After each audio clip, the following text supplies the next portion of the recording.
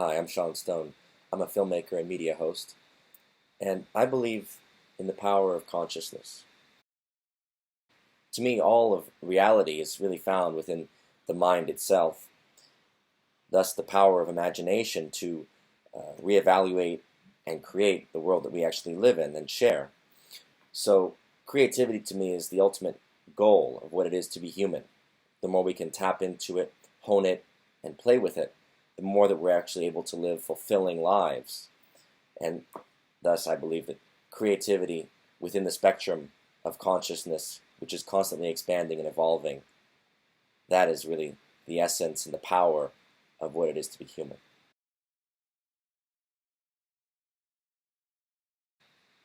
When I think about the true spirit of what animals are, what each one represents, obviously it's a very general question to say our fellow animals because each animal has such a tremendous gift. Each one of them is more inclined to the loyalty and kinship of a dog, the psychic awareness of a cat, the beautiful predatory power of the lions and tigers, the magnanimity of the elephant. Each one, I think, represents some aspect of ourselves, and perhaps the native traditions are often correct in uh, associating people with their various spirit animals to understand that there is a part of us that really resonates more with that animal spirit, which is a true instinct, than the human rational mind that obviously we believe we're so logical and rational, but oftentimes we as humans do become very reactive. And so I think that what we can learn from the animal is ultimately not to overstep our reach, to ultimately find the moderation of existence and the harmony and balance within which they live. When I think about how to trust a stranger, it reminds me of one of my coaches when I was young who told me, never trust anyone 100%, not even yourself.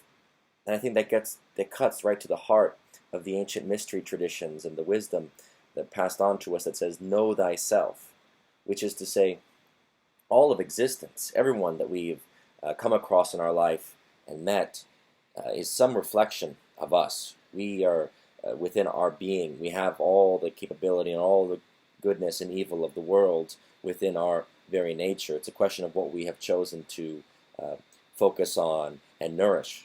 So when I see a stranger, obviously it's a reflection of me. And there are those who I would say I can resonate with and ultimately would like to build a stronger bond with. But to give and offer too much, I think, to someone who's a stranger is ultimately to basically say I'm offering that which does not have true meaning to me, because that which has true meaning should be shared, I think, with those who have earned it over cultivating it through time.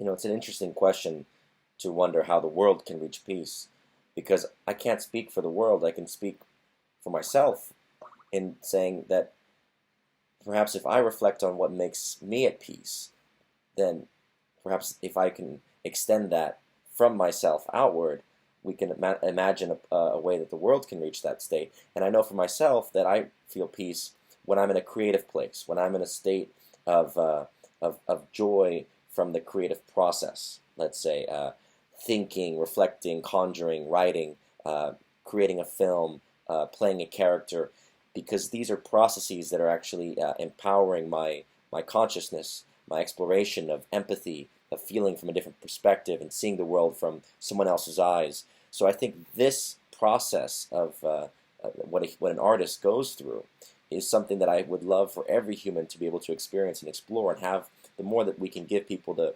parameter and the means to explore their creativity, their expand their consciousness, learn, and expand their empathy. I think that is the true path to global peace. How do I change my mind? Well, in truth, I really shouldn't have one. I think in my wisest moments, I would say, I know nothing. I really don't. And each human has to admit how little we know about reality.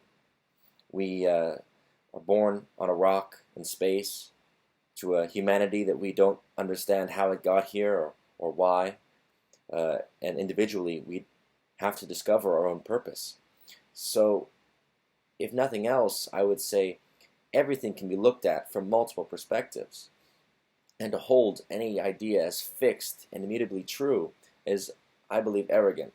So for me, I change my mind by revolutionizing my consciousness constantly, looking for new sources of information, counter arguments, and basically making points so that ultimately I can be refuted or at least argued against, so that we can move forward, I believe, in a dialectical sense by making arguments and by discussing and seeing from different perspectives. That is how we revolutionize consciousness, and that is ultimately how we continue to transform ourselves.